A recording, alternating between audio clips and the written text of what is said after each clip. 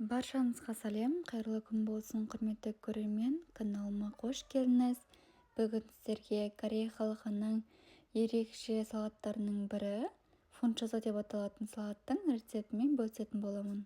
Достар, көбісі YouTube каналыма тіркелмей рецепттерімді қарайды екен, ең алдымен YouTube каналыма тіркеле кетіңіз. Рецептін описание бөліміне қалдырып кетемін, яғни осы фунчоза салатының аты жазылған жерді бассаңыз, описание бөлімі ашылады. Описание бөлімінде толықтай салаттың рецепті жазылған. Ең алдымен еттеріміздің сыртын жуып, соломка формада турап аламыз. Еттеріміз сиырдың немесе жылқының еті болса да бола береді.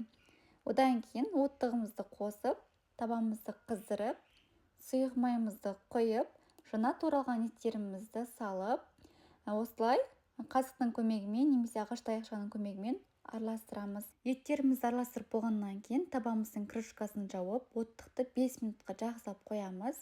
Сол кезде етіміз сәл болсын қуырылады және де суы шығады.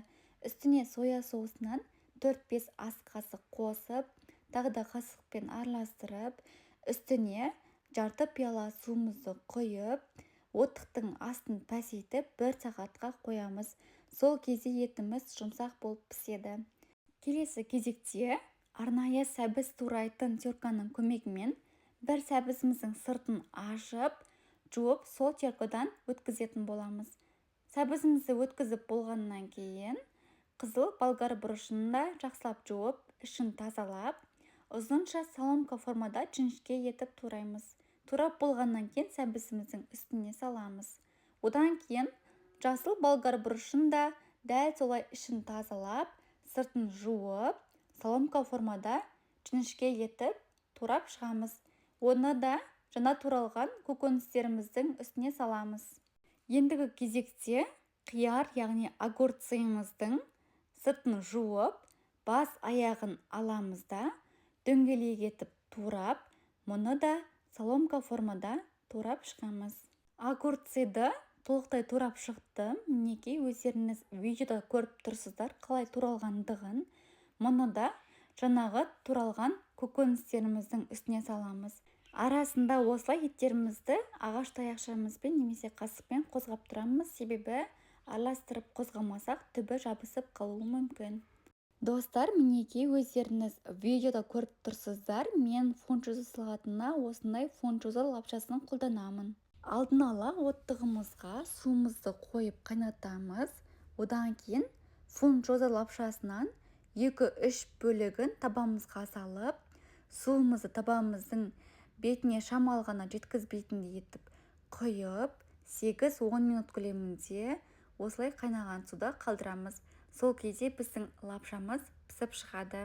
Жаңағы дайындап туралған көкөністеріміздің үстіне піскен етімізді жаңағы пісіп жатқан сумен бірге осы лопаткамен барлығын саламыз. Етіміздің соғын міндетті түрде құямыз, себебі фунчоза салатымыз осы еттің соғымен бірге ерекше дәмді болады.